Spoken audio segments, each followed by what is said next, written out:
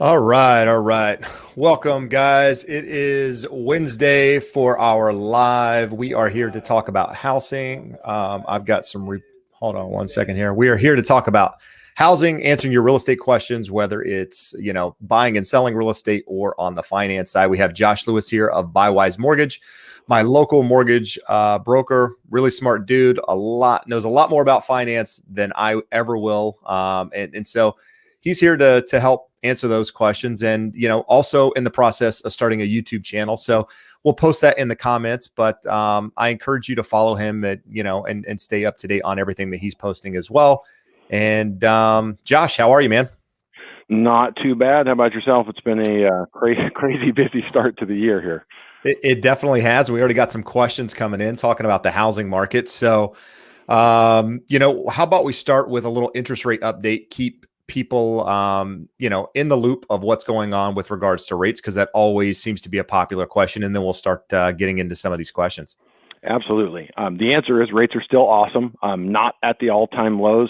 Started to see some headlines this week with the Freddie Mac primary mortgage market survey just saying, hey, rates off their all-time lows. There's a big fear out there. Actually, there's not really a fear out there. The media likes to put fear that, hey, we've seen the best, rates were at an all-time low, they're going to be going higher. They may trend a little bit higher. They're not going much higher. So from our best, we're maybe an eighth to a quarter off of the absolute best. Locked a bunch of loans at 2.75 today with no borrower fees, no fees to the borrower in terms of admin, processing, underwriting, or points. So obviously still really good. At our best, we were maybe doing those at 2.625, and those are for conventional loans. A lot of our buyers are using FHA financing. We also are a big part of the VA community, a couple of different online communities. So we do a lot of government lending. Those terms, because they actually have a true government guarantee, even though the default profiles are a little bit higher on those loans, the rates are lower because they have a true government guarantee to the investor. So we're looking in the 2.25 range for the best qualified. They will go to lower credit score profiles, and if you go down to the lower credit scores, they can be 2.5, 2.75. But anyway, you cut it. Rates across the board are awesome. The bigger question I keep getting from people, and we'll probably hear it tonight, is what's going to happen the rest of the year? And the short answer is the rates are going to be really good. I don't know that we're going to get much better from where we are right now, but if you said I needed a range that you would be 90% confident we stay in, I don't really see rates going under 2.5 on the 0.30-year fixed, and I don't see them going up to 3.5. So somewhere in that 2.625 to 3.25, 3.375 range for most of the year. So rates are good. If it makes sense to refinance right now, if you're a homeowner, pull the trigger, do it. I wouldn't wait for them to get better, but I also wouldn't be sitting here in fear that they're going to shoot up. And if you're a buyer, that, hey, if I wait till July, I'm going to pay 4% for my rate.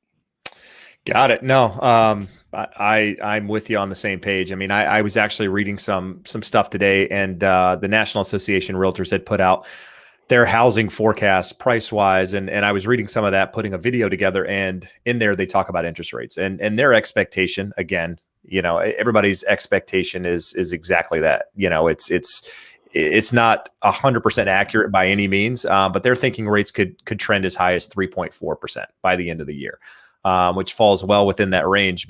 And I think a lot of people probably get scared a little bit when they hear, oh my God, rates are at 3.4%. But I mean, you and I have been doing this for quite some time. I've seen rates much, much higher than that. And that's still a great rate, but it also shows you that, by waiting and trying to time the market, it might not necessarily be in your best interest in some cases. So there's a couple of things that I like to tell buyers. Say, listen, the most important thing is 6 months after we close a loan for someone, if I call them up and I ask them on the spot, what's your interest rate? They never know. So it's critical to you when you're in the process. Hey, I want to get the absolute lowest best rate. But 6 months later, you're not going to remember. You're going to know you got a good deal and it was good. So let's not stress about it too much. It's really just the big thing. And the other thing I tell people is let's not worry about interest rate. People don't generally buy because of interest rates, and they don't buy because of home prices. They buy because of the affordability in terms of their family, a percentage of their household income going to the monthly payment of a house. So while nationwide home prices are really high, all-time highs, rates are at all-time lows. So the percentage of household income going to a monthly payment has been pretty consistent over the last few years. For 2 years, so 2018, 2019, we actually had decreases in the real home prices. So home prices were going up, but when we say real home price adjusted for interest rates and adjusted for incomes, they had actually dipped and gone down. Now, last year, even though rates went down, home prices jumped a little bit, and we had a small increase to real prices. So that's the figure that I like to look at when figuring, hey, are we getting a little bubbly? Or are we getting a little too high in prices? And it's important to remember that when that monthly payment at the current interest rates makes sense for you and your family, that's when most people will make the decision to buy. No, and I'm going to continue that chat, but I want to say thanks to Steven for the super chat, $5. Thanks, Steven. Appreciate that. That gets my kid, one of my kids a Happy Meal, so they're going to be stoked. But no, we thank you for that. So no, I'm with you, man. One of the questions that came up is, I think, a question that I get a lot, and I think it's something that you can probably relate to too, because we can talk interest rates, but Seer Guru asked, if we crash, now I'm going to eliminate the if we crash part and just go into the rest of it. It says, when is the soonest this looks to happen? If I list in April, am I safe, or should I push to list in March? So I'm going to just take the second half of the question and forget the crash part, because to me, a crash isn't really an option at this point, just because of where inventory levels are, buyer demand is. We know rates really aren't going anywhere. So the question that I'm getting a lot right now from sellers is, should I list my house now, or because the market's really good, there's not a lot of inventory, or should I wait and try to hit that spring market? Because ideally, that's really when I really want to take advantage of the market. And it's a tough question, but what I would say is that I don't think I don't think you're going to have your property value is not going to go down between March and April, in my opinion. But the advantage that you have sooner rather than later in some cases is that you might not have any competition, right? So if there's another question that came up a little bit later and asked about inventory increasing, and I'm going to address this all in the same comment, is that, normally we start to see inventory increasing about this time of the year, right? They kind of associate it with Super Bowl. The first weekend in February is when inventory starts to increase. This year is a little bit different, right? While we've seen increase in inventory, we're also seeing essentially as many properties that come on the market go into escrow. So inventory is not really increasing at all.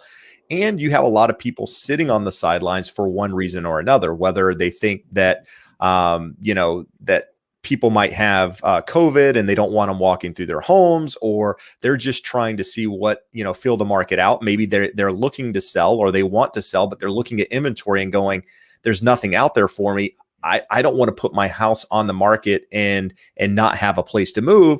And so you've got these different factors playing into the market, right? Which I think, as the pandemic starts to get a little bit more under control, vaccines continue to happen, more people feel more comfortable, I think you're going to see those inventory levels increase, because we start to get into that spring market, which is typically our best market of the year. So I think this year is not going to be any different. You're going to see inventory level pick up during that time.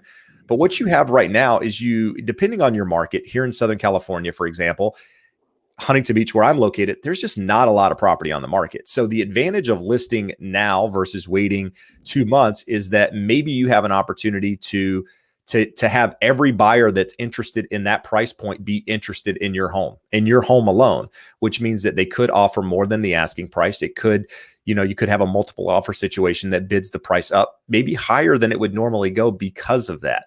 And you have interest rates, in the 2.75 range, as Josh mentioned a moment ago.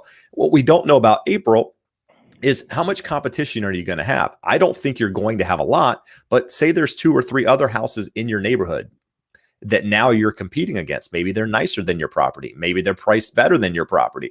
You don't know those factors, right? And so that could have an effect on, your outcome. And I'm having that conversation with clients all the time. And some people are just anxious to get it done now. And what I would say as a seller, if it's something you'd rather just take control of now, you have the control, right? As a seller, it's a seller's market, but you also have the control, which means that if you want a 45-day escrow or a 60-day escrow, or maybe the potential to rent back for 30 or 60 days, chances are a buyer is willing to do that if they can get into escrow. So just understand that, while I don't think there's going to be a big difference in now versus say 2 months from now, a bird in the hand is worth two in the bush. We've been saying that about interest rates. Why not take advantage of it now if you can versus trying to squeeze every little bit out of that market.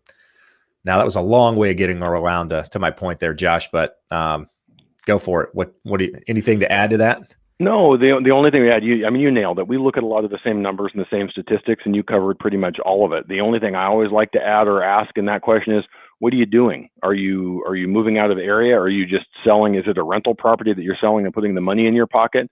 Because it can impact your decision. If you're looking at buying, you're going to sell and buy. You may sell for a little less right now than you would get in the spring or summer, but you're going to pay a little less than in the spring or summer. And going back to your point of right now with so little inventory, sellers have a ton of leverage. If you're looking to buy another property, that leverage can help you. You can, if you have 20 offers, you can say, hey, I would like to sell to you, but we're going to close when I find a property and get it under contract because I'm going to be in that same position. So really, no, nothing additional in terms of the numbers other than to say, think about where you're going, what you're doing, and what your needs are on that end. And if you're looking to buy another home, to me, it would lean more towards doing it sooner, even though you might get a higher price later on in the year.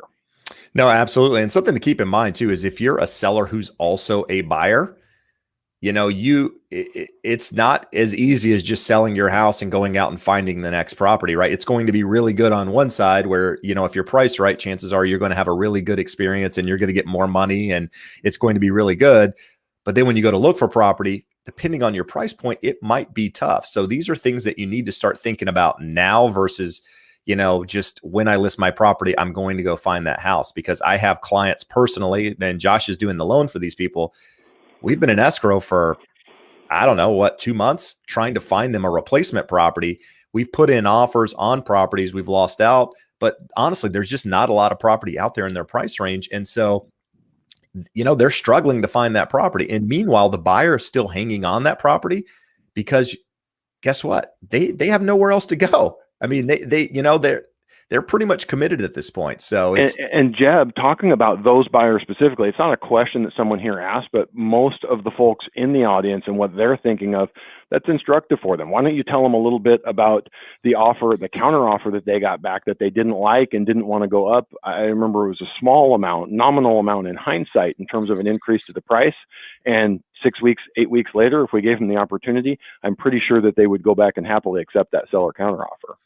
Yeah, I mean, without getting into a lot of detail, I mean, they listed their property at an amount. Let's just say it's in the low 600s, and they got an offer over 700 or pretty close to 700. So they got over 10%. That's accurate. Over 10% more than they listed the property for, more than they were comfortable with initially. But yet when they went to put in an offer on another property, they went a little bit above the asking price, I believe. I'm actually having a hard time remembering exactly where they were, but they got a counter back, and it was very small percentage over where they came in. So they made 10% more on their sell, but they weren't willing to really go above and beyond when making that offer. And they would have been comfortable selling at that lower number.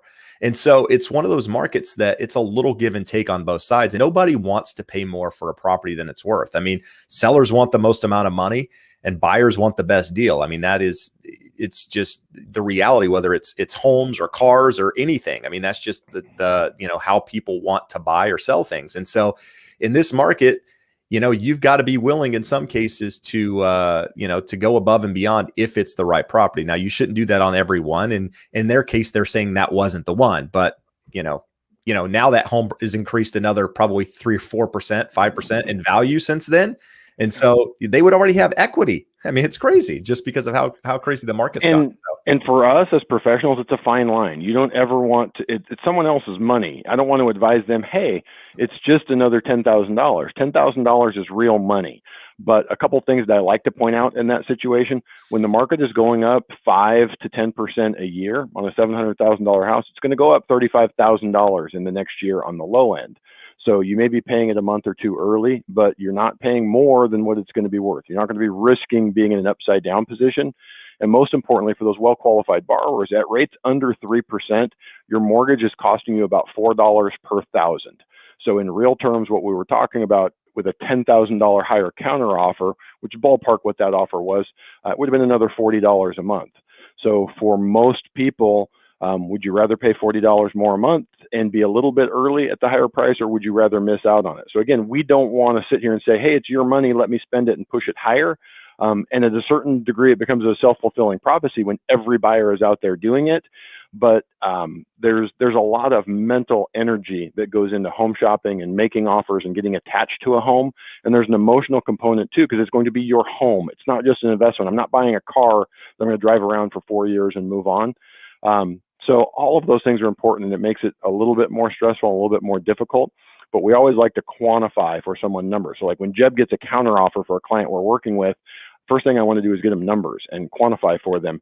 Hey, yeah, they want $5,000 more. It's $20 a month. They want $50,000 more. It's $200 a month. So they can look at that decision and go, what does it really cost me? And is that home worth it to me? No, absolutely. And we're doing that on and I'm actually going to do a video soon where I talk about some of these counter offers that I'm getting back on buyers and what buyers should expect in this market. I mean, the one I received today was crazy. I mean, what they're asking for. And the reality is somebody's going to agree to it just because of the market that we're in. Charles, thanks for the super chat. Appreciate the $5. That's awesome. So let's go back up here and address some of these questions here. Now, Steven was the first one that gave us here. I don't know if he had a question or if he was just talking here, telling us do not overpay. And then he's talking about landlord bought his building at 400. Okay. Not really much there. So any questions you see, Josh? Let's see. Well, yeah, we got Nicole Jansen there. Why don't we jump in and look at that one? Okay. I own an FHA loan, Triplex, owner occupied, been there for 2 years, have 10% equity in the property, want to buy a single family residence. Can I qualify for another property with FHA or 5% down conventional as a loan down payment available? You're in a good situation on this. If you owned a single family and you were trying to buy a triplex, could be a little bit hard to get an underwriter to believe you're going to own or occupy that. But since you have the triplex, pretty easy to say, hey, this was a great property. I enjoyed living here. I want to keep it as an investment, but I'm going to look at a condo or a single family residence and move on. So all of the options that would be available to any buyer would be available to you. So FHA may not be because you already have the FHA financing. So there's restrictions on that. So it's probably not going to be FHA, but moving on conventional to another property, you absolutely could. Both Fannie Mae and Freddie Mac, if you're on standard balance loans under the 522 threshold or 540 and change threshold, you could do 3% down, but both of those require you be the first time buyer. So 5%, you're pretty much at the right answer. A conventional 5% down to buy a 1-unit property, condo or single family should work just fine for you. And I have a question. I'm going to thank Steven again for another super chat there, man. Thank you very much. So Josh, I don't think there's a question. There's just a comment, but I have a question that I think a lot of people could be helpful with. So back in the day when you did a loan and you had a property, or maybe you didn't have a property and you were looking to buy something, it had to make sense, right? It had to make sense to your job, right? So if I worked in Huntington Beach, for example, and I wanted to buy a property in, say, Fountain Valley, which for us is 5 minutes away, that made sense to the underwriter, right? Because I work here, I live 5 minutes down the road. Now, what's to say now, because people can work remotely, they don't necessarily have to be in an office or drive to an office. And let's say my job is in Los Angeles, and I say, you know what, I want to buy a property in Phoenix, right? What's how does an underwriter looking at that now? Are they still scrutinizing it like they did 10 years ago because it's not in the same market? Or are they thinking, hey, this could be an investment property, we need to do more due diligence because of the location? So if you're stating that something is going to be owner occupied, the commute has to be a reasonable distance. So reasonable can be in the eye of the beholder. I've had situations. I had a client a few years ago that was buying here or was working here in Santa Ana, and they bought on the far end of Victorville. And that, for those of you in other parts of the country, is a heavily trafficked commute. And it was going to be close to 2 hours each way every time he had to come in. And we were able to get that loan through, but we had to come up with a very plausible reason. He only worked 4 days a week. He had family in the area that he could stay with a day or two a week. But in Southern California, and I'm sure in many other high-priced areas, we're seeing that, where people want to own their home and they'll move farther out. What I've seen most of the time with that is that people will sell within 2 or 3 years and decide the commute wasn't worth it, or they'll get a new job closer to home. But yeah, commuting distance has to make sense. The occupancy has to make sense. If you have a sweet single family residence worth $1 million and you say you're going to move into a $600,000 fourplex in a lesser community, it's pretty hard to get an underwriter to accept that that's actually going to be an owner occupied property. No, I get that. But what's to say that I work from home now? What if I don't have to drive into Los Angeles anymore? And Easy. I want to move to Arizona. That's easy. All we need is the employer to confirm that you are no longer required. Like I have, I'm in a big veterans group on Facebook, Vetted VA, and I have a client from there. She's in the Bay Area. Prices are nuts.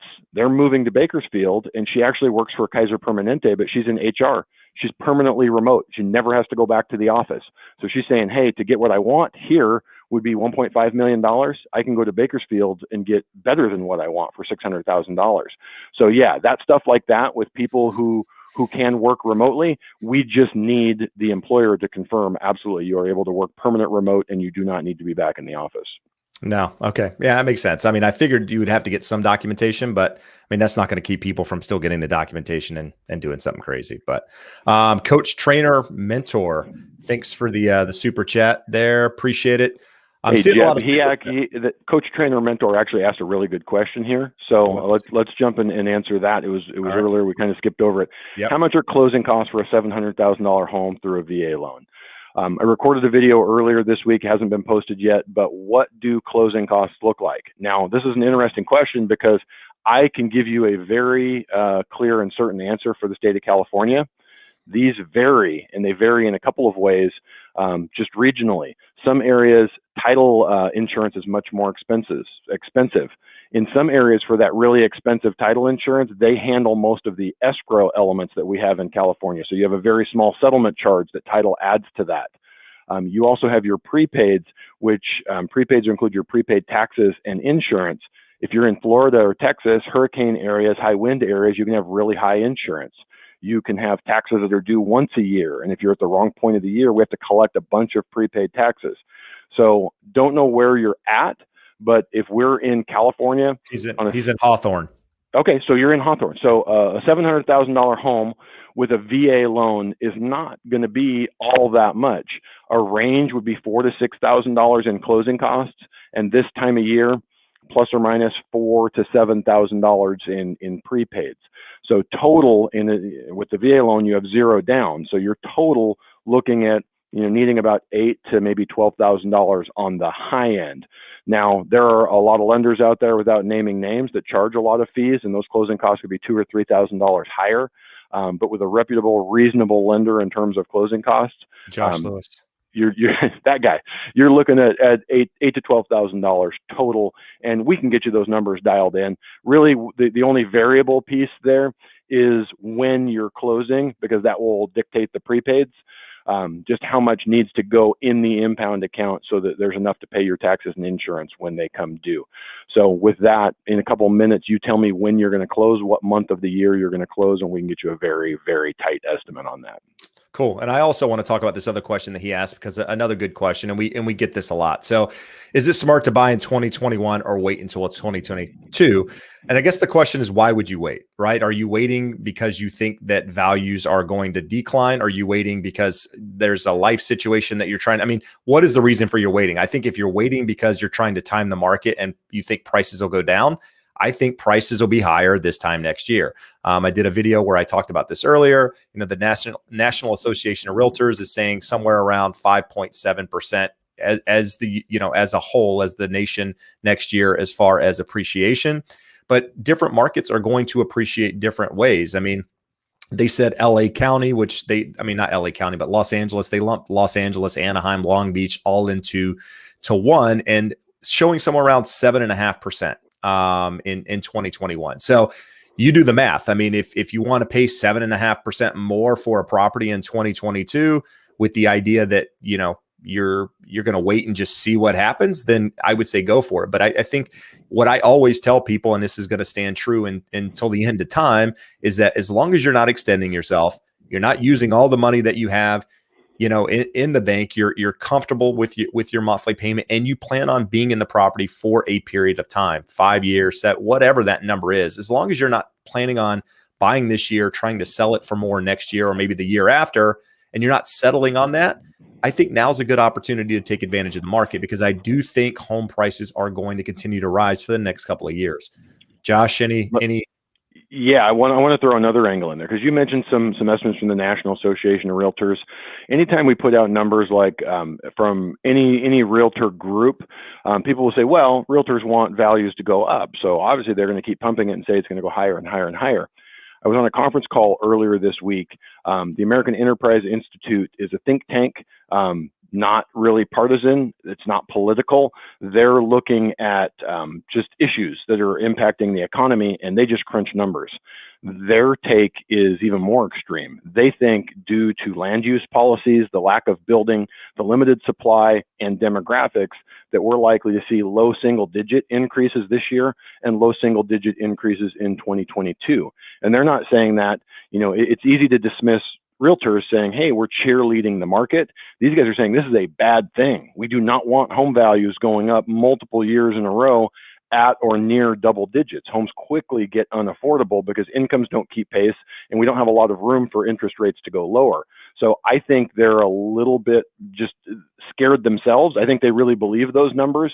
I don't see 10% happening, and I don't see it happening 2 years in a row, or it would be almost 3, because I think we ended up at somewhere around 9% for 2020. So I don't see it happening, but I don't see anyone other than crazy YouTubers wanting to throw clickbait titles up there talking about a housing market crash. It's just not coming. There are some bad things happening on government loans, FHA and VA, in terms of forbearance rates, and looking at what's likely to happen. But again, the numbers are small. The numbers of those that are likely to end up in foreclosure, that's a terrible tragedy for anyone who would lose their home. But most of them have a bunch of equity, could sell. We're not even talking about a short sale or foreclosure. And if someone just wanted to push it and say, I'm going to stay in this house until the day they boot me out, first of all, it takes quite some time to be able to do that, especially with the moratoriums in place. But most people aren't going to do that. When they determine, hey, I have a new financial situation and I can't pay, I have to sell, it could bring some additional supply into the market and moderate those increases from the 10% level down to 3 to 5%. To me, in a perfect world, if homes went up 3.5% a year every year, we would all love that. You could kind of count on it and plan. It's not the way it works. We have these periods where they're too hot, and then we get a correction, periods where they're too hot, and then we get a correction. But anyone that knows economics and actually runs numbers and looks at it, you can't give me a rational case for a housing market crash in the next 3 to 5 years with the demographics and the economic situation. So talk to me again next January or February if we see another 10% this year, and maybe I'll change my mind. But hopefully it moderates and we have something more along the lines of 5% appreciation this year. No, and I want to talk on that in a minute, because I mean, just for a second here, because a lot of people, you know, comment on videos or even talk to me and they're like, you must be thrilled that the market's doing what it's doing right now. You must be so happy that the market's going to appreciate another 5%, or you're just making bukus of. No, I hate this. I mean, I would much rather see a slower market right now where buyers could put in offers. Maybe there's a multiple offer, maybe there's not, but where homes were selling at fair market value, not way above, because it's really, it's a difficult process right now. It's really difficult on buyers, but it's difficult on agents as well. I mean, it's not easy to coach people through what's going on right now. I mean, it's not sensible. What's happening in a lot of this stuff is it's just hard to put into a way that a buyer, especially a first-time home buyer, can understand. And everybody's looking at you for answers. And in 18 years of doing this sort of thing, this is, I mean, I've never seen anything like this move as quickly as this has. And unfortunately, I'm not seeing a big slowdown either. And you're seeing a lot of it on your side as well, Josh, with rates and loans and all that good stuff. So just know that the realtors out there that have been doing this a long time don't necessarily like this. I mean, we like a more, balanced market. Well, Jeb, let's look at a couple of examples here. If normally a client looks at 10 homes and writes an offer on 2 or 3 before getting one accepted, in the current market, they're going to look at 25 to 30 homes, and they're going to write 10 to 15 offers. That's work. You just did 3 to 4 times more work for the same payday is what you normally get. Now, let's say people go, well, it's great for listing agents. They have a listing. You told the story of the guy in Austin that got 90 offers. Have you ever tried to wade through 90 offers and determine what 90 of them look like and advise your client? You just 10x'd what your work is for that seller. So it's great. The seller's going to come out way ahead and you're going to pick a great buyer, but workloads are super high. For us on the lending side, again, every time Jeb goes out and writes an offer for that client, it's a new pre-approval package. It's another call out to the other agent. So it's exponentially more work for the same amount of pay. So no tiny violins, no one's crying for us. We chose this industry. It's a great industry. We both love what we do.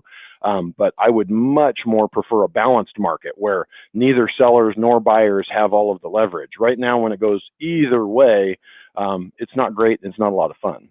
No, it's no different than I'm not going to even get into that. So never mind. I was going to use a political statement, but we're going to stay away from those. Let's see here. Let's pick a question and talk about it. So, you mind if I throw this one up here, Jeb? No, Christian Diaz, we talked about closing costs, and says Okay. buying a home in Antelope Valley quoted $8K in closing costs.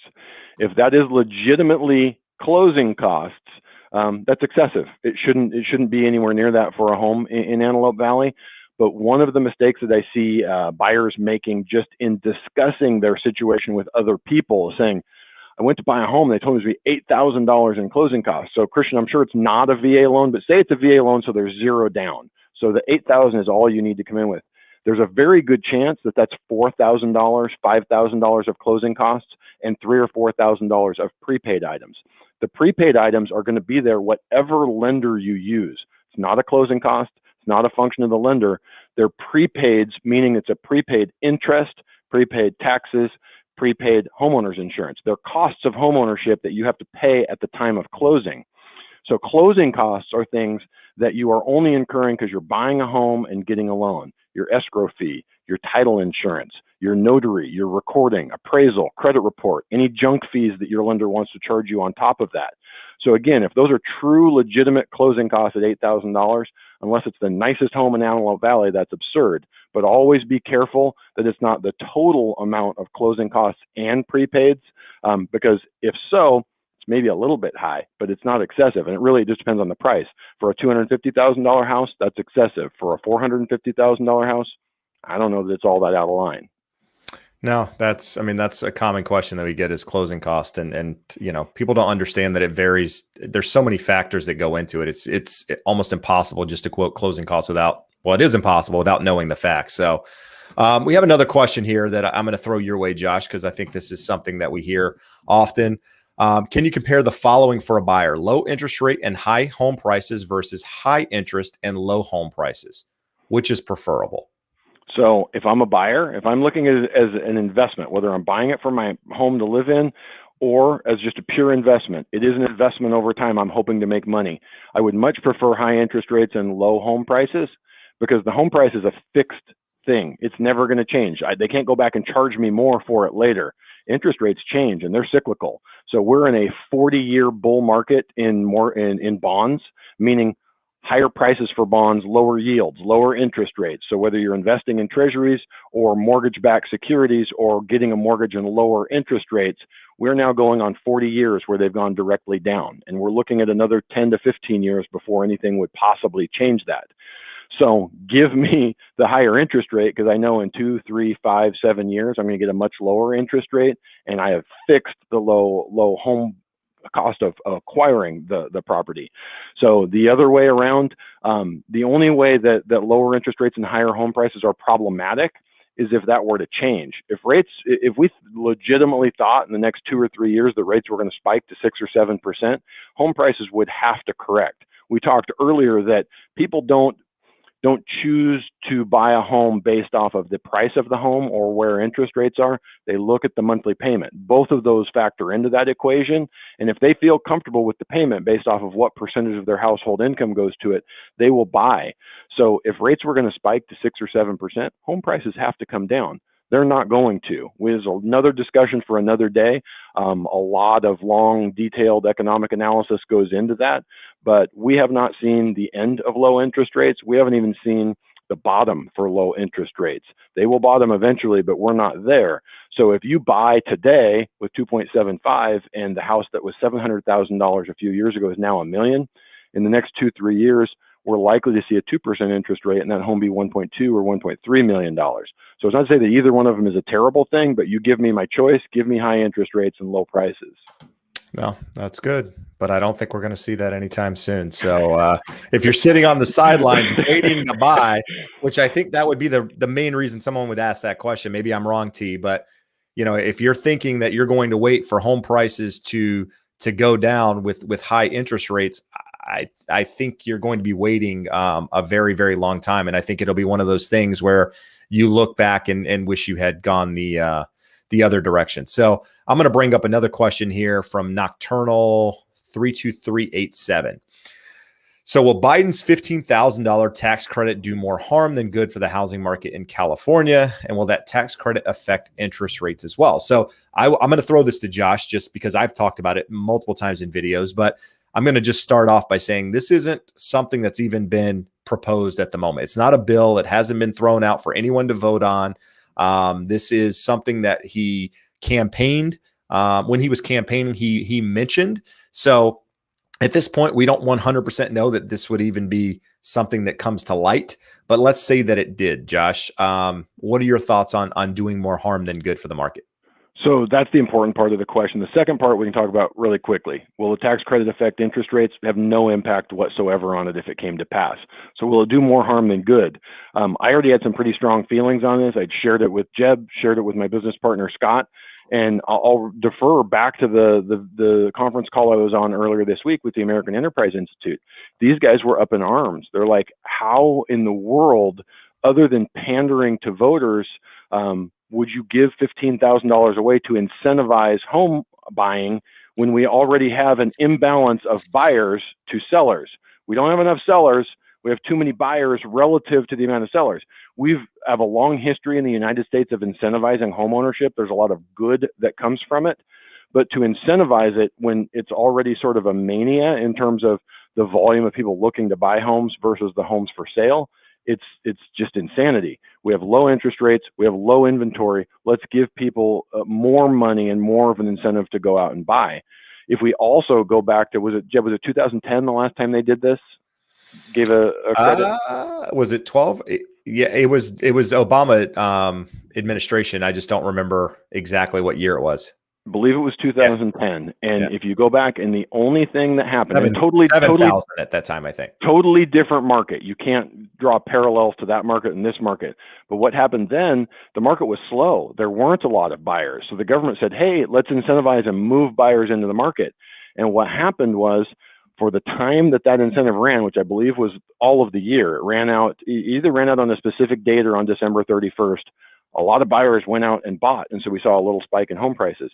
Well, the next year, all the buyers that likely would have bought the next year had got pulled back into 2010. So we saw less buyers in the market, same number of sellers, and it gave back those gains. So all of the people who got the incentive, they were like, hey, this is great. I got $7,000 or $8,000 to buy a house. Their home value dropped 3% the next year, and they gave it back. Now, over time, everyone is fine. Unless you somehow magically lost your home in 2011 or 2012, they've doubled in the last 10 years. But other things being equal, it is bad when the government intervenes in markets and impacts them. That would be the case with a $15,000 tax credit. It's the case with them stepping in and artificially pushing rates even lower than what they would be right now. Most people don't know that the U.S. government has bought almost all new supply of mortgage-backed securities since COVID broke out. So the interest rates that we have, yes, rates should be low. They probably shouldn't be as low as they are right now. Wouldn't be as low as they are if it weren't for government buying, and prices would not be as high. We would still have supply-demand imbalance, but you wouldn't have the issue with, you're just throwing gas on the fire, and that's exactly what the tax credit would do. No, and I'll add to that too.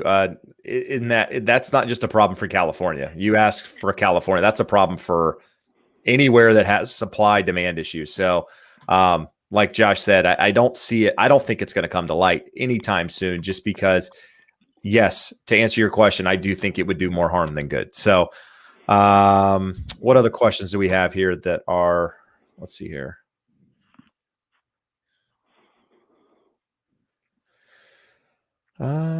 See anything that's sticking out to you here, Josh? Well, there was one again. I'm up earlier in the comments here, so some of you maybe got overlooked. Let's take a look at this. So Charles Pollen says, "What percent of the gross income is the loans?" And I believe the question there is, what percentage of your gross income can go towards your housing and debt payments to qualify for a loan? So it varies by the loan type.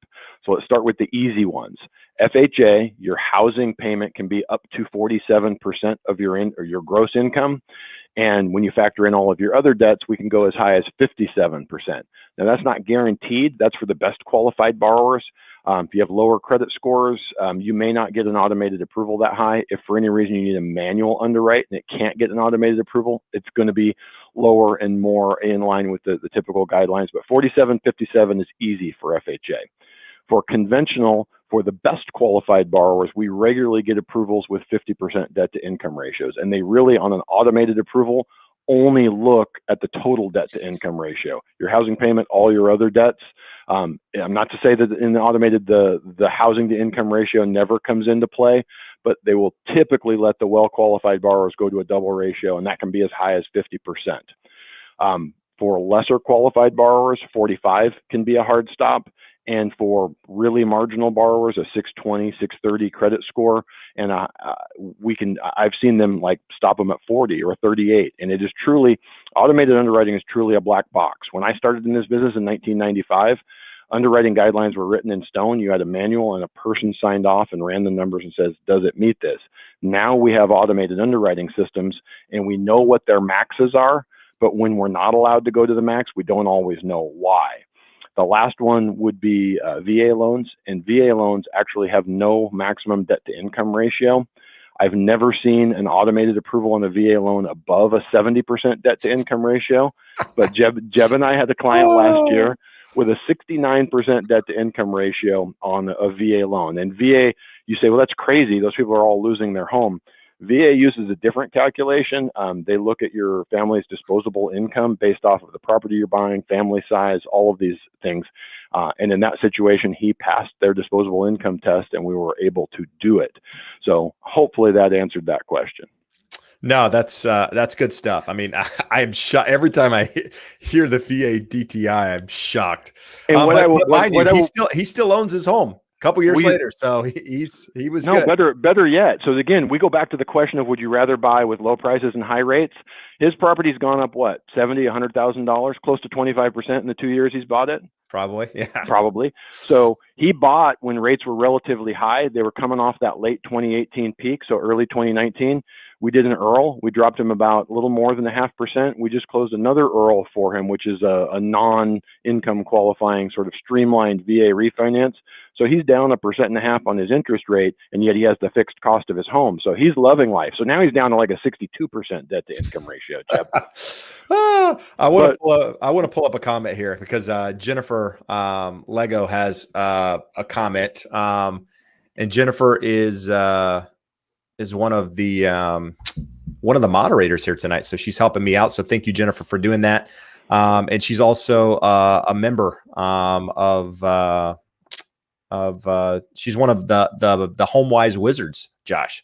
But anyhow, she's asking a question here. Can you do a manual underwriting for buyers that have no debt and no score? This is one of the questions that comes up, and I would actually have to research to tell you for certain.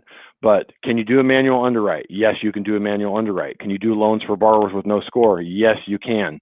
Trying to combine the two would get really difficult, and the guidelines between FHA, VA, Fannie Mae, Freddie Mac, USDA all vary. So we'd have to do a little research to be able to tell you whether you could combine those. And then you also run into the fact of, can you do it per the guidelines put out by FHA, VA, Fannie, Freddie? And then is there an investor out there that will buy it and a lender that will approve it? We talk a little bit in here about overlays. Like, here's the FHA guideline, but lenders sometimes have a little overlay that's worse. Even if it met the guidelines, I would venture to say that there is not an investor out there super stoked on the idea of a manual underwrite and no credit score. And I guess I should back that away from that a little bit, because there are lenders that will do no scores, and the no scores are weird because typically there's a borrower with a score and a borrower without, so it can't get the automated approval. And you fall back to an FHA where it's much more common to have a manual underwrite, or a VA where it's much more common to have a manual underwrite. The conventional loans, technically they can be done. I just don't know of any investors or lenders actually doing and approving them. No, it's, I mean, I remember when I did loans, that would be an absolute, like, no chance. And more so today. I mean, I guess there's options, but there are ways to build people's credit, right? I mean, but that's a whole different conversation. If people don't have a score, I mean, are you still able to get, like cell phone bills and that sort of thing to show that you have not debt, but that you made your payments on time to kind of create a score? It's a really important thing that you said, because if you had no credit, if you couldn't do any of those things, no one is making a loan to you. All of the guidelines that say it is okay to have a borrower with no credit score, what they do say is you have to bring us some alternative credit. Show us a cell phone, show us a utility bill, even a gym membership, just crazy things that wouldn't normally be considered. If you can show a payment history on it, we want to show that you're using finances and have actually used money, even if it can be a banking account. Sometimes you want to show a history of Venmo or whatever, something showing, hey, I do have a financial history, even though it's not traditional. No, and that's what I remember, and even those were kind of a pain to do back then. But hopefully that answered your question, Jennifer. Moonlight Sunrise is asking for your contact details. We'll throw them up here. Josh, if you want to throw them up now, you're welcome to do it. Moonlight Sunrise, if you want to reach out to me directly, you can email me. I'll provide you with that information as well. So whatever's easier, Josh, we can do. And yeah. I just threw it up there, and Christian Diaz was asking the same question. Obviously, our purpose is here to answer questions and help people. We're not necessarily here digging around for business, but because when you tune in late or you don't know, we're not sitting here throwing it out. I can lend anywhere in the state of California. So people will always ask, well, I'm in the Bay Area. Can you connect me with a good lender? We do loans throughout the state of California. The guidelines are very consistent. Lending guidelines are the same. The processes are very similar. Northern California is a little bit different in that on a purchase, you don't get escrow instructions until you're at loan docs. Other than that, the process is exactly the same. So any of you that don't have a lender you love, or you're falling out of love with your lender, we would love to help you, but really we're just here to answer the questions. And most importantly, Jeb has said this 1,000 times, if you're in any of the other 49 states, I have a big network. Jeb now has a big network of awesome lenders that we can connect you with. I'll tell anyone that will listen, 80% of lenders are not someone that I would trust my family to. 20% are truly bad actors. 60% are somewhere in the middle. They're just mediocre or average. This is a really important transaction for you in terms of building wealth long haul. I want to be with one of those top 20%, if not one of the top 1 or 5%. So we have a nice network of those people that would love to help you if you're not in California. There you go. And he has a YouTube channel that he started. So Buy Wise Mortgage. We'll throw that up there too in a minute. Or search for it. There you go. There's a fancy one. There's the long URL for it. Yeah. So, all right. So grab that while you can. Throw that in the comments too, Josh. Okay. I'm going to grab a question here. So this is one that comes up. Thoughts on forbearance ending? Turoman 616 has forbearance on an FHA loan. He's going to need payment deferral. His job changed at the beginning of the year. So thoughts on forbearance ending? So, it's a good question, and it's one of those that's really hard to figure out what's going to happen. So I look at the numbers that Black Knight puts out whenever they do their reports and understand that a lot of these reports, a lot of this data that us as agents and or mortgage professionals put out is usually a month old, because they have to gather the numbers before they can put them out, and it's usually from the previous month or what have you. So Black Knight puts out really good data on forbearance ending, and what happens is what they're showing rather is that the large majority of people exiting forbearance are actually making their payments on time. Now, a percentage of those people who have exited forbearance have asked for an extension or gone back into forbearance. Now, a percentage of those people who they're saying paid on time also either refinanced and got out, and paid off the forbearance and or sold their property. So it's not like they all ended and just started making their payments.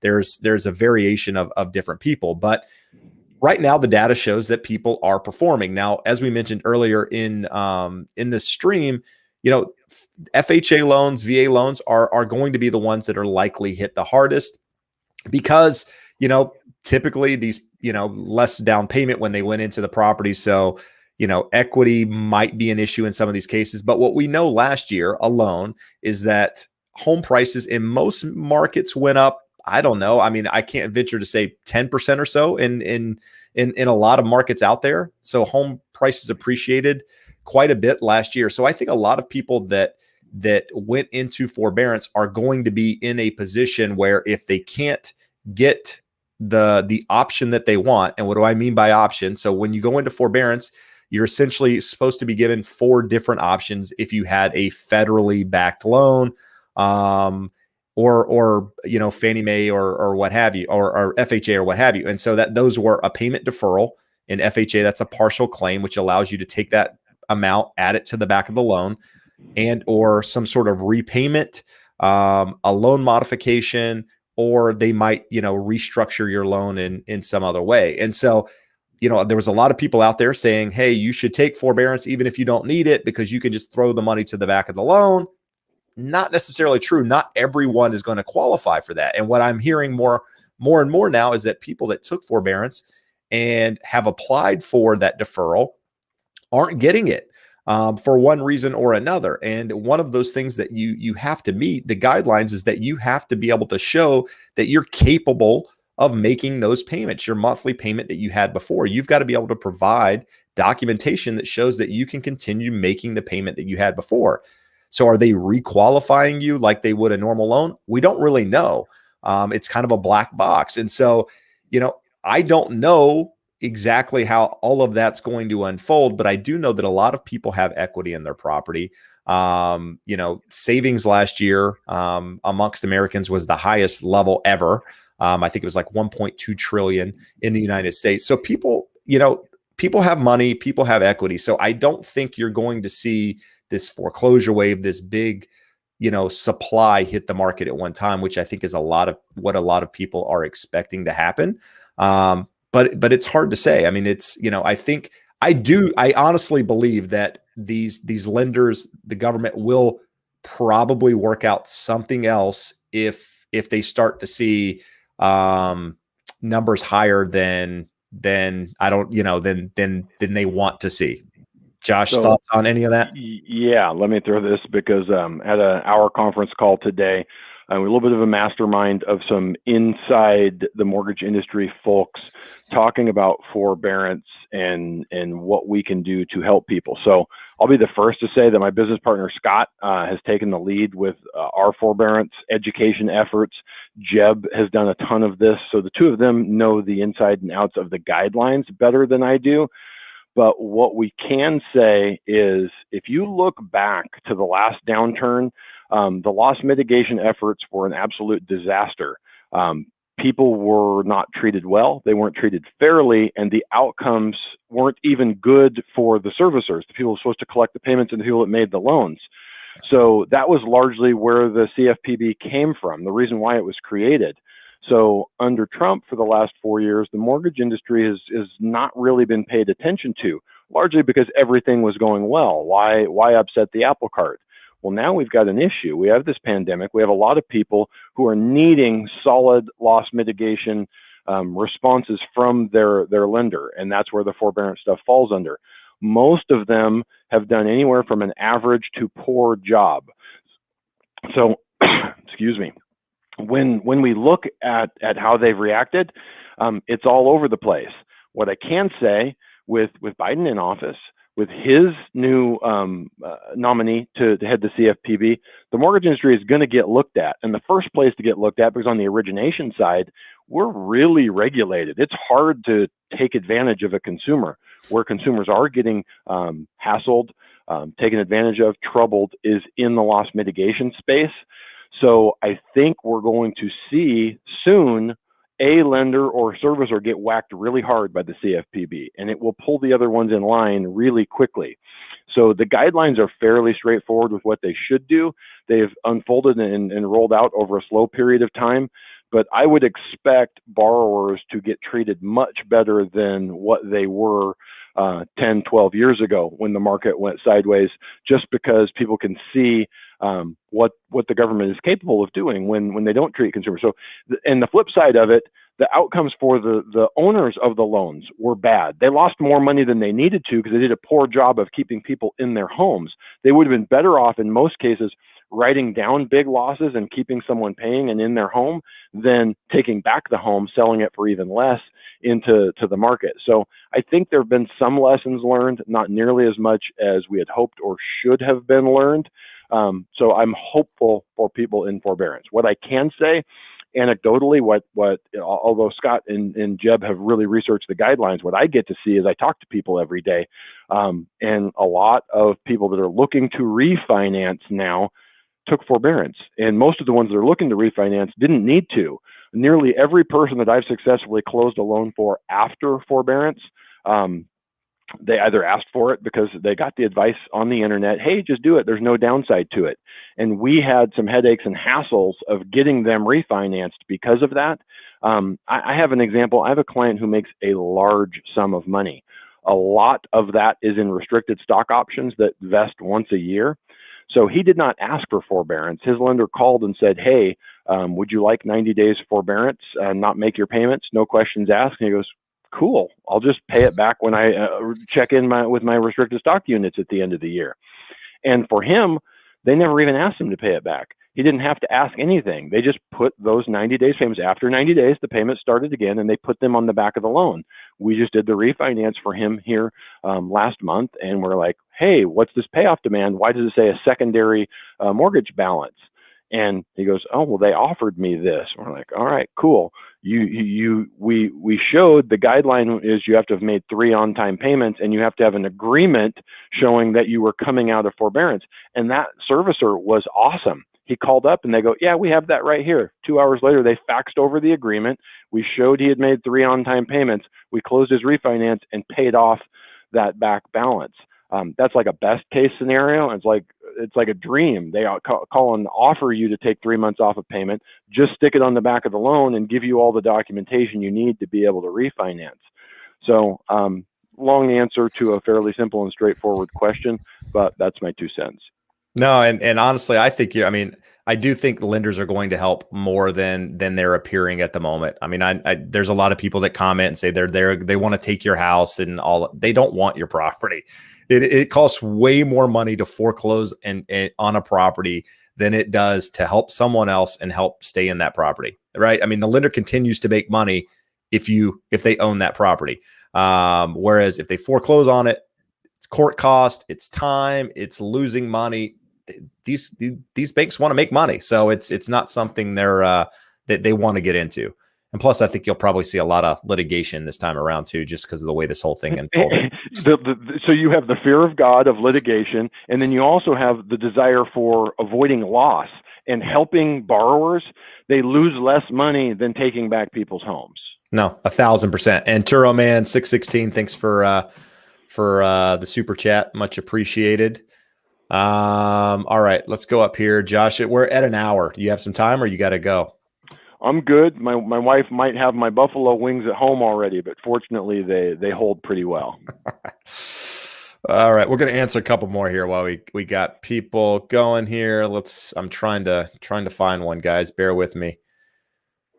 While you're looking, I just want to, Harpreet Sandhu has a question, and it's really specific. What I would say is we will put both of our contact info up at the end. I would love to answer that question for you. I don't think that most of the people watching want to hear us go through specific numbers because it's not super easy to just do in 2 seconds. But reach out. I'd be more than happy to run those numbers and give you a back of the napkin quick sort of pre-qual number of what you would qualify for. And it should be good with the numbers that you posted there. Awesome. Georgina has a question here that, so loved your escalation clause video. Quick question. What do you think about buying houses with no or not finalized permits? Sometimes the advertised square footage. Oh yeah. Square foot is not the official square foot.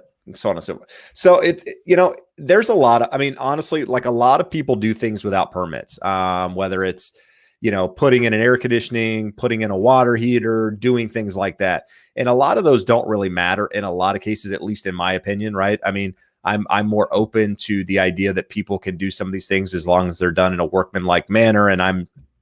Permits aren't really that big of a deal. When people start removing walls, that were load bearing and that sort of thing, room additions, that is where I think you need permits. You need to make sure you're doing your due diligence to make sure things were done correctly, because those things can have a real big impact. If somebody put in an air conditioning or a bathroom remodel and they didn't, get permits, the likelihood of something big happening there is pretty minuscule. Whereas if somebody does, a room addition and or removes a wall. Right now, we're seeing a lot of people go into the open concept floor plans where, it's one big great room and people are removing walls. And I see people doing it all the time. I walk into properties and I'm looking up at the headers and I can tell that something's not right. And there's a second story above some of these and it's just not good. So I would tell you to, just make sure your agent has your best interest in mind. Most counties, most cities have the ability to look at permits either online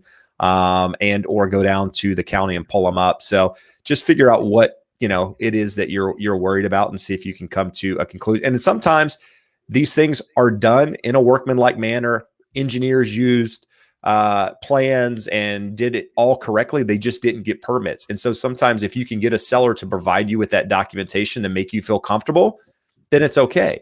But just, it's not really a straightforward answer. And I think each case is going to be a little bit different on that. No, I would say absolutely. And most of the people here, all of the people here wouldn't know that when the market was in the tank and we were talking about people getting their homes foreclosed on and loss mitigation not going well, I primarily flipped homes. We were buying foreclosures and you would go in and you'd see all sorts of crazy stuff.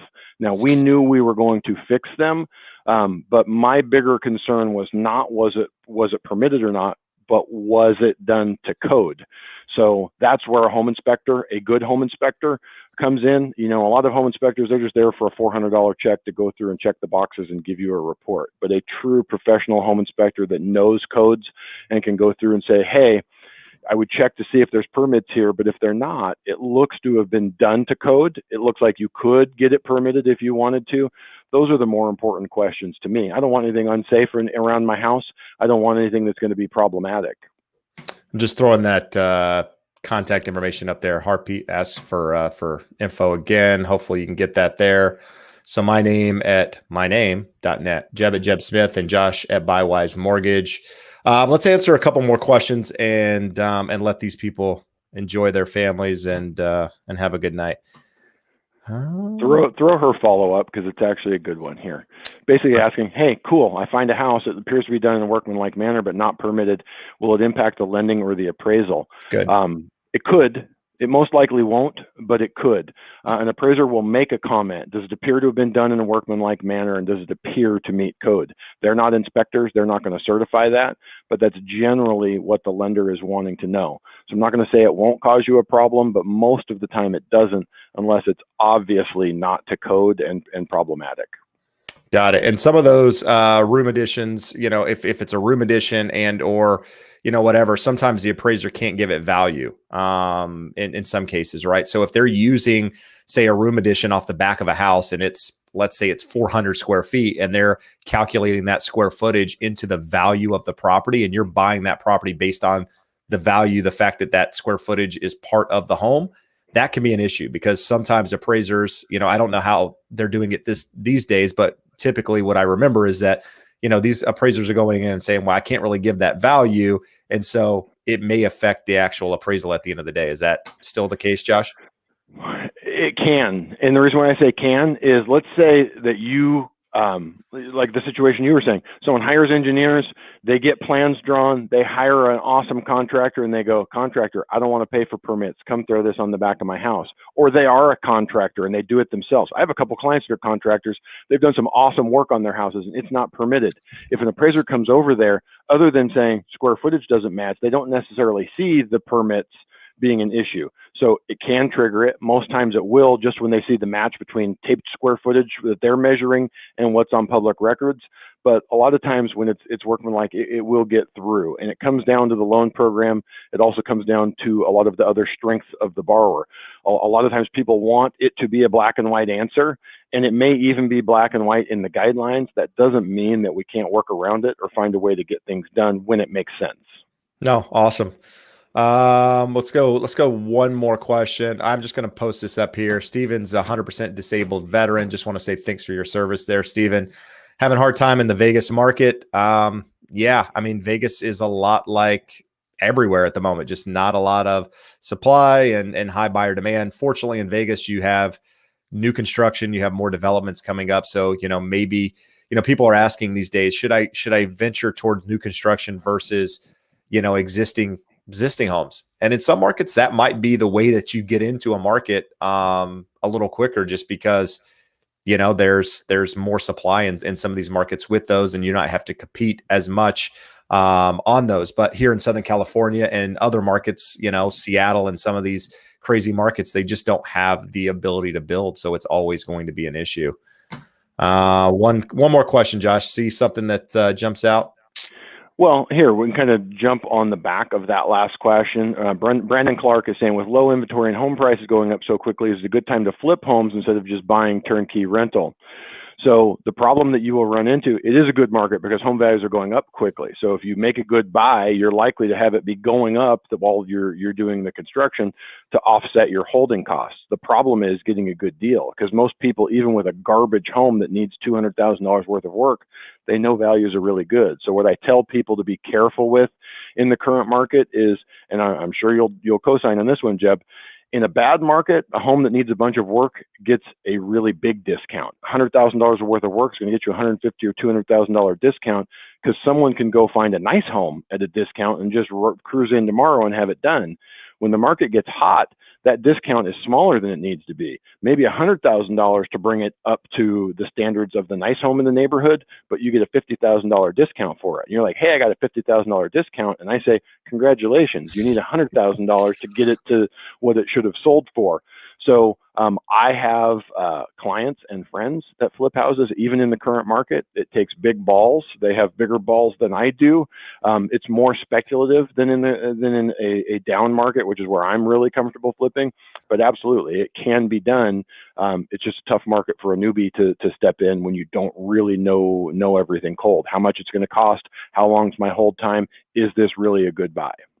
And I'm going to add on to that, because this is something we've talked about a lot in different videos, but I think it's worth commenting here too, is that, a lot of people expect foreclosures to come to the market. They expect, more inventory to pick up, and that prices, you're going to be able to get a deal on foreclosures, for example. This kind of goes along with the same thing, right? Is that people are expecting these properties to come to the market, and they're expecting that they're going to be able to get a discount because they're a foreclosure or because they're a short sale or whatever the case is. Understand that, I understand, Brandon, I'm not talking to you directly here. I'm going to take you off just so you don't feel like I'm throwing Stop jabs, lecturing me, Jeb. throwing jabs at you. But understand that any property that comes to the market right now that seems like it's priced too good to be true or priced at a significant discount, chances are it's going to come close to the fair market value of that property, because there are so many people out there bidding and want opportunities not only to flip property, but to get in and make it their own and watch HGTV and, do a husband and wife remodel, and it's going to be great. So the idea that, that the inventory is going to change because you got these foreclosures coming and that you're going to be able to get some good deal, I think is pie in the sky. Just understand, if that happens, as those properties come in, your competition is going to be those investors that have cash, that have the ability to, put it out there and make deals happen quick. And so, just keep that in mind as buyers. If you're sitting on the sidelines thinking that that's going to be your opportunity to get in the market, I don't think that's going to be the case, but I will end on that note. Josh, any parting words there?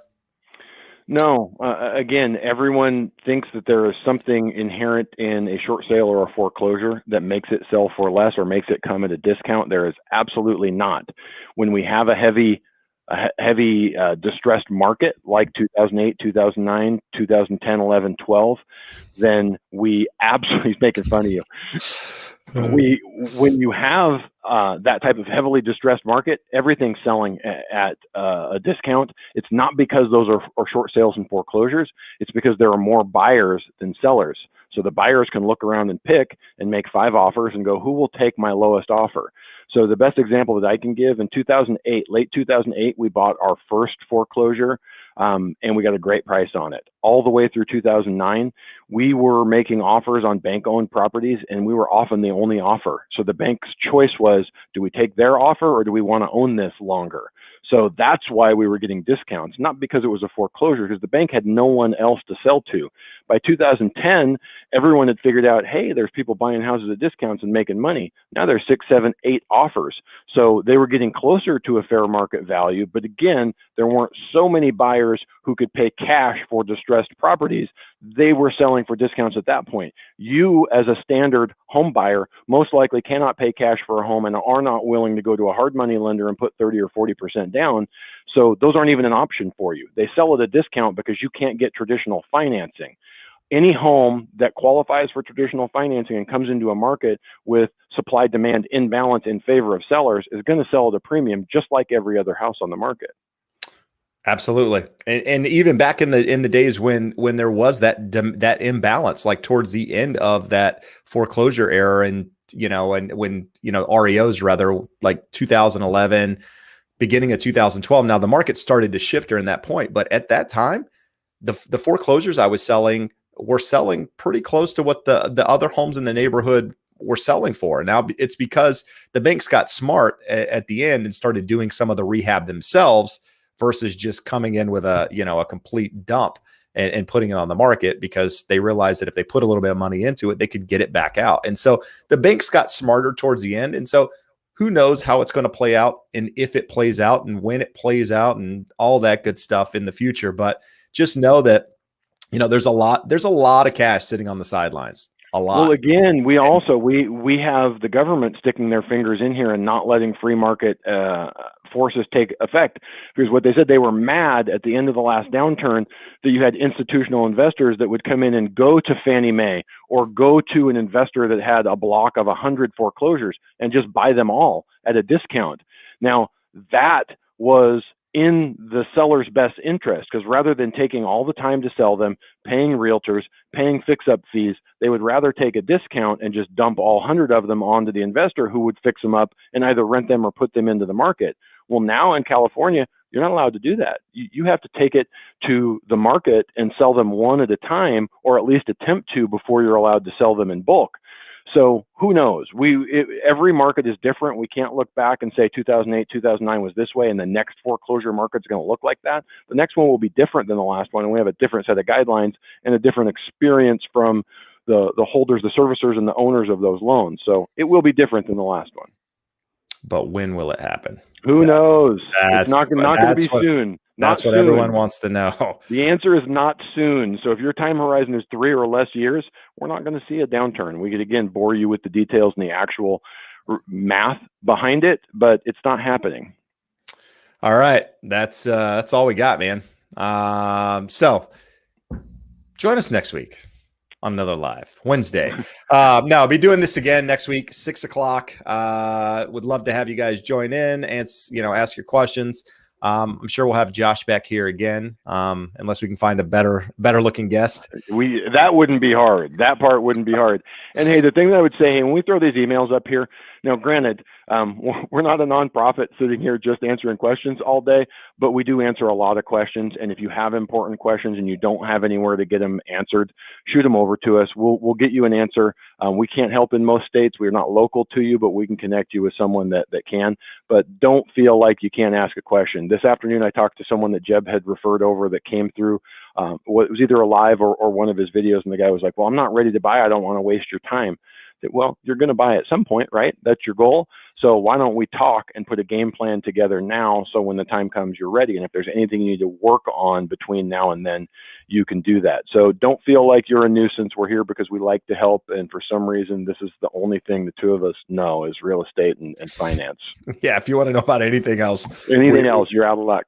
Yeah, we're not your people. But if you haven't done so already, you're still watching, hit the subscribe button, like this, let more people see it. I will be pulling this down in about 48 hours, putting it into membership only. So if you're not a member and you want to continue to watch this sort of thing, I believe it's $5 a month if you're interested. So thank you guys for watching. We'll be here next week. Talk soon. Have a great night. Bye-bye.